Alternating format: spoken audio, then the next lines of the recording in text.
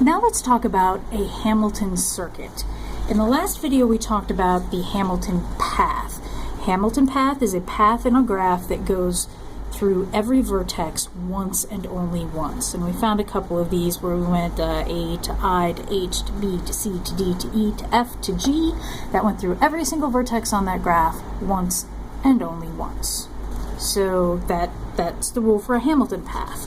What's different about a Hamilton circuit?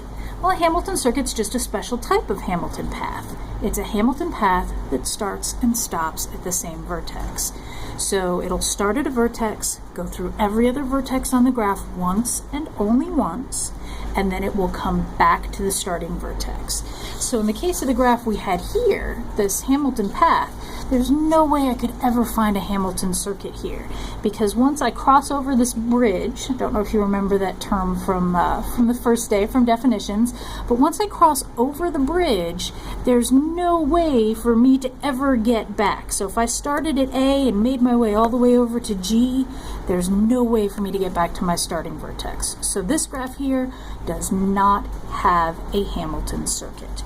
But let's look at some graphs that do have Hamilton circuits. And we'll start with a really simple one, probably one of the simplest examples I could come up with. Let's look at this graph. So here we've got A, B, and C. So I can start at vertex A, go to vertex B, go to vertex C, and then go back to my starting vertex A. And so I started at A, went through each of the other vertices once and only once, and made it back to my starting vertex. Well, what if I try this graph? We've seen this one before.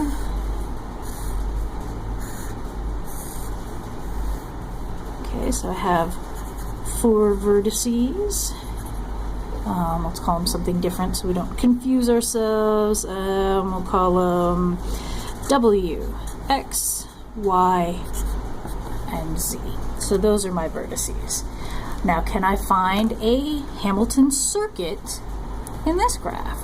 And the answer is yes, I can. Let's go from W to X, X to Y, Y to Z, and right back to W.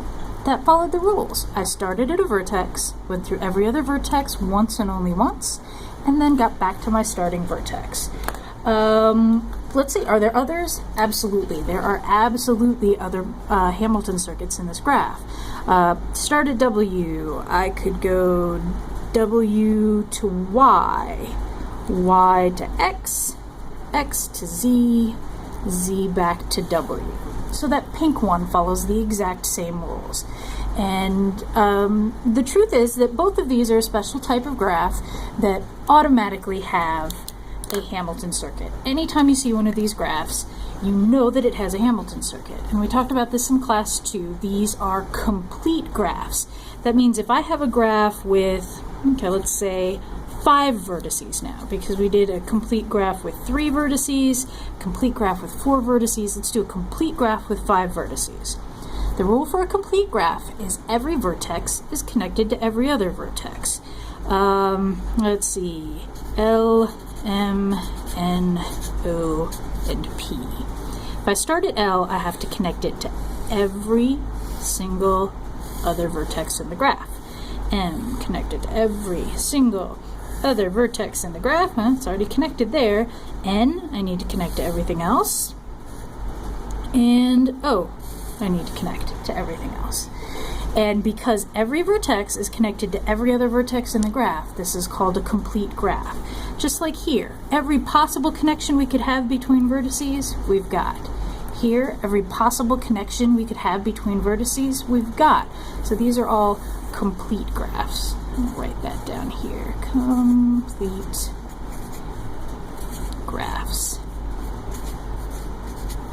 Okay, so let's see if we can find a Hamilton circuit in a complete graph on 5 vertices. Let's see, I'll start at L. I don't have to, I can start anywhere for these and it will work. Well, the easiest one would probably just be to go around the edges. L to M, M to N, N to O, O to P, and P back to L. I went through every vertex once and only once, and I got back to my starting vertex.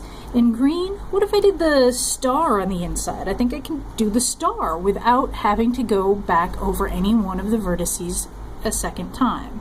So L to O, O to M, M to P, P to N, N to L. And that is another Hamilton circuit in this complete graph on 5 vertices. So anytime you see a graph that has edges that connect every other vertex to every other vertex, you can always find a Hamilton circuit. And again, remember that a Hamilton circuit is a special type of Hamilton path. It starts at a vertex, travels through every other vertex on the graph, and goes back to the vertex that it started at. And that's the only rule. And I guess I didn't say it specifically there. I better say it specifically. It goes through every vertex once and only once.